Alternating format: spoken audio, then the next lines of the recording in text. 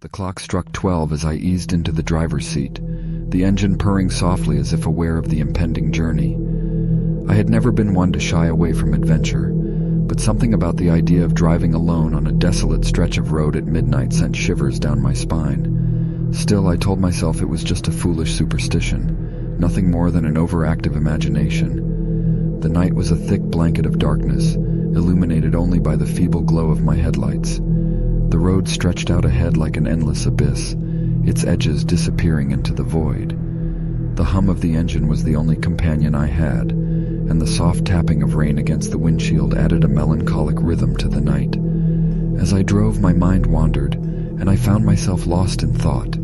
The rhythmic pattern of the raindrops on the roof began to hypnotize me, and my eyelids grew heavy. My grip on the steering wheel tightened as I fought to stay awake, but the monotony of the road seemed to lull me into a trance.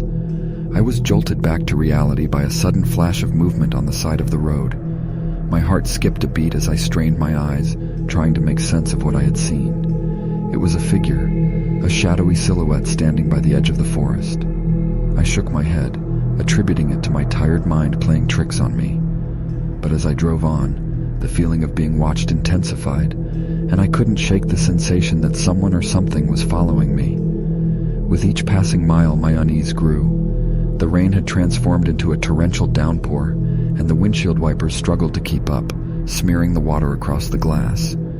The road seemed to twist and turn in unnatural ways, and I couldn't shake the feeling that I was driving in circles, trapped in an endless loop. My fingers clenched the steering wheel as I desperately searched for any signs of civilization. The road seemed devoid of life, no other cars, no road signs, just the rain-soaked asphalt and the unending void. Panic clawed at the edges of my mind, threatening to consume me.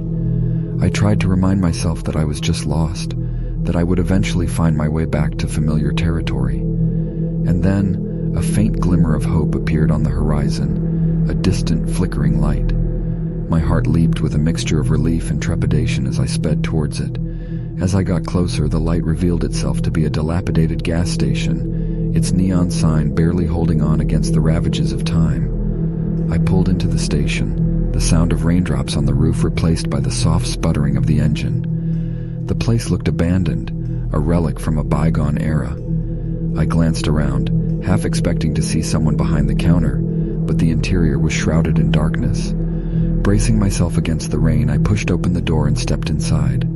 The air was stale and musty, and the dim light bulbs overhead cast eerie shadows on the worn-out shelves. The silence was broken only by the occasional drip of water leaking through the roof. I called out, my voice echoing through the empty space. "Hello? Is anyone here?" No response. Unease settled over me like a suffocating cloak. As I made my way further into the gas station, a feeling of dread gnawed at my insides. Something was wrong, terribly wrong.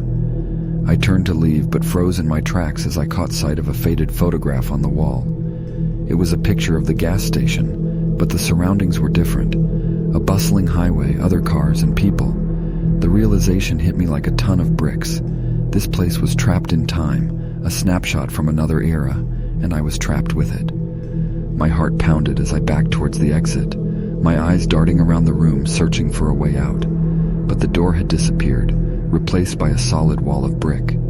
Panic surged within me, and I began to frantically bang on the walls, screaming for help that I knew would never come. The rain outside had grown into a deafening crescendo, drowning out my desperate cries. I was trapped in a nightmare, a place where time stood still, and I was its unwilling prisoner.